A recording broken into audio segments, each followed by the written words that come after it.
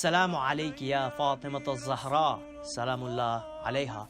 Do you know about the most influential, significant, respectable, and morally unequaled woman in the Islamic history? That's Sayyidah Fatimah al-Zahra, Salamullah alayha, the daughter of our Holy Prophet Hazrat Muhammad sallallahu alayhi wa alayhi, the wife of our first Imam, Amir al-Mu'mineen Ali ibn Abi Talib alayhi salam, and the mother of the Master of the Youth of Paradise, Imam al-Hassan and Imam al-Hussein alayhimus salam. But mind you, she was not just an ordinary lady. She was much more than just a daughter, a wife, and a mother. On the occasion of Fatimiyya, we'll look into Hazrat Fatimah al-Zahra's life, her struggles, and her martyrdom for 3 days, inshallah. So today, let's get some insights from Hazrat Fatimah al-Zahra's saintly life. Assalamu alaikum wa rahmatullahi wa barakatuh. A divine role model for every human being of every age and era. A loving and caring daughter who absolutely reflected her father's virtues. A devoted wife who stood by her husband when the entire world backed off. A cherished and responsible mother, and not just to her children, but revered as the mother of the Imams, Ummul A'imma alayhimus salam. A scholar, a teacher, and a mentor to many during her time and even until today. An aid, a helper, and a supporter to the poor, needy, and the stranded. An active promoter for a true and pure Islamic ethos in the day. And an ardent worshipper of Allah in the night. A true follower and the true embodiment of Islam. A lady so pious and virtuous that one can go on and on and on describing her, but her merits will never end. Now, people might think, why is there even a need of introducing someone we already know about? Well, I think it's very important to know who Hazrat Fatimah al-Zahra, Salamullah alayha, was, to know what she went through and why. And a human can only try introducing a Holy Spirit like her, whom Allah subhanahu wa ta'ala has himself introduced. Sayyidah Fatimah al-Zahra, Salamullah alayha, the only daughter to Hazrat Muhammad sallallahu alayhi wa alayhi, and Sayyidah Khadija, Salamullah alayha, was born on the 20th of Jamad al-Thani in the holy city of Makkah al-Mukarramah. The status of Sayyidah Fatimah al-Zahra is the highest amongst women, and according to Islamic tradition, no woman can ever begin to share this noble station with her. Now, let's look at the roles Bibi Fatimah al-Zahra, Salamullah alayha, played in her lifetime. Her role as a daughter.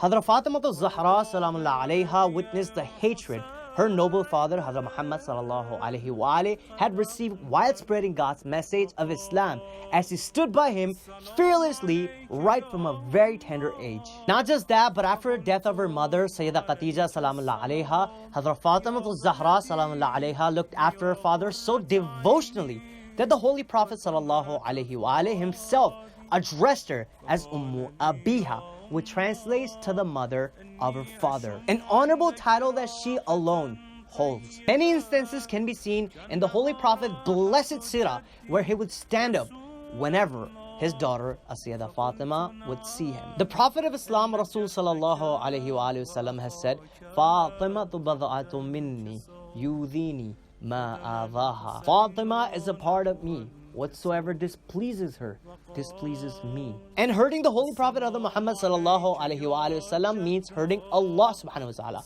and mentioned in the Holy Quran in Surah Al-Ahzab, verse number 57. Inna alladhina yudhuna Allah wa rasulah la'anahum Allah fi dunya wal akhirah wa a'adda lahum adhaban muhina. Surely as for those who annoy Allah and His Messenger, Allah has cursed them in this world and the hereafter, and has prepared for them a humiliating punishment. Her role as a wife. It was Allah himself who selected a spouse for her. God selected his bondsman, Amir al-Mu'mineen Ali ibn Abi Talib alayhi salam, the cousin, the brother, and the immediate successor of the Holy Prophet Muhammad sallallahu alayhi wa alayhi. Thus, Sayyidah Fatimah al-Zahra salamullah alayha became the wife of the commander of the believers on the 1st of Dhul Hijjah. Both of them found in each other their best companions through Lord. Imam Ali alayhi salam says, every time I look at Fatima, my worries and sadness would disappear. They reign our hearts eternally,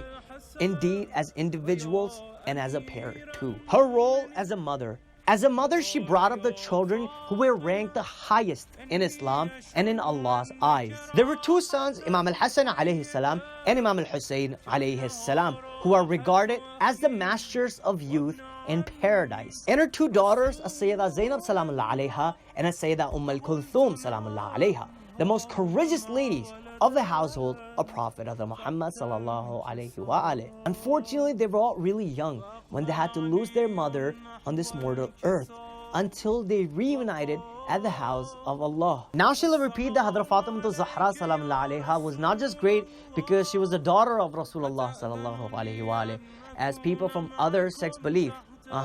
Nor was she great because she was the wife of Amir al-Mu'mineen Ali ibn Abi Talib or the mother of Sayyid al-Shabab al-Ahl al-Jannah.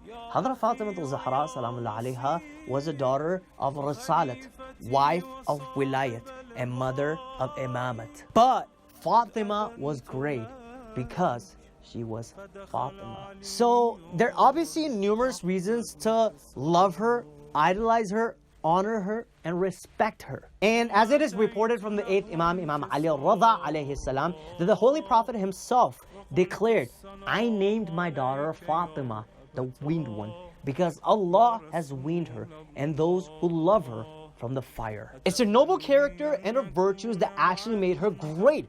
Her infallibility earned her the titles. As per tradition from the 6th Imam, Imam Ja'far al-Sadiq alayhi salam, Hazrat Fatima Zahra salamullah alayha holds 9 names with Allah.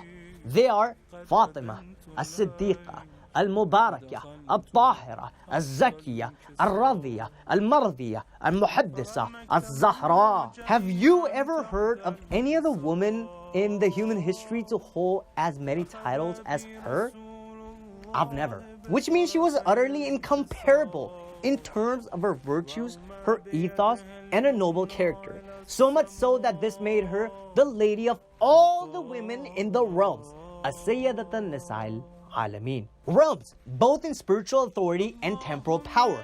Realms as in all times, places, countries, nations, and religions. Realms, including this mundane world and the higher and the spiritual levels of existence. She is, indeed, the lady of all the realms. And she's one of those women who isn't just mentioned, described, and glorified by humans, but the divine authority himself. We do find several verses in the Holy Quran that describe Hazrat Fatima Zahra's God-given position. Few of them which are آية التطهير إنما يريد الله ليذهب عنكم الرجس أهل البيت ويطهركم تطهيرا. And آية المباهلة نضح أبناءنا وأبناءكم ونساءنا ونساءكم وأنفسنا وأنفسكم. And of course سورة الكوثر إنا أعطيناك الكوثر وصل لربك وانحر إن شانئك هو الأبتر. That was the station of the Lady of Heaven in heavens, but she did even prove herself the most efficient when it comes to the dunya. Her marriage and the lessons that you and I can draw from her life are indeed countless, but for now, let's look at a few of them. Number 1, charity. Undeniably one of the most remarkable qualities of Ahlul Bayt alayhimus salam. Fatima salamullah alayha proved to be an aid to anyone around her in need and supported them in every way possible. She donated everything extra she had and sometimes even her own belongings. To such an extent that there's a riwayat which says that she even donated her wedding dress on her wedding day itself.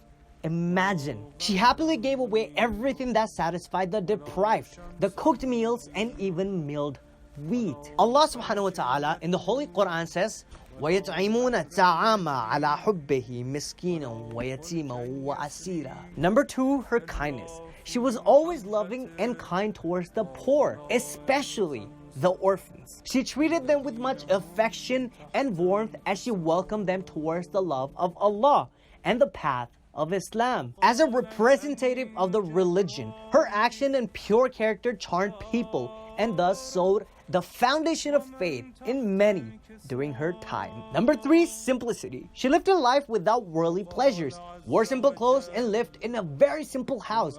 This indeed sets a remarkable example as well as a criterion for all men and women to turn towards Allah and intend to please the Creator, not the creation. Number 4, self-dependence. She took care of all the household duties by herself, whilst leaving no stone unturned in pleasing Allah subhanahu wa ta'ala. In fact, the actual rosary, tasbih itself, was created and first introduced by her in the Islamic world. And her prayers with it still set an outstanding example of her love for Allah. Such was the life of her honorable and beloved Hazrat Fatimatul Zahra, Salamullah alayha, but who knew that her virtues and righteousness would cost her her life. Her countless characteristics automatically brought countless struggles towards the end of her life. It was all peace and security up until the death of the Prophet of Islam, and it was not a day later that the peace of Islam was shattered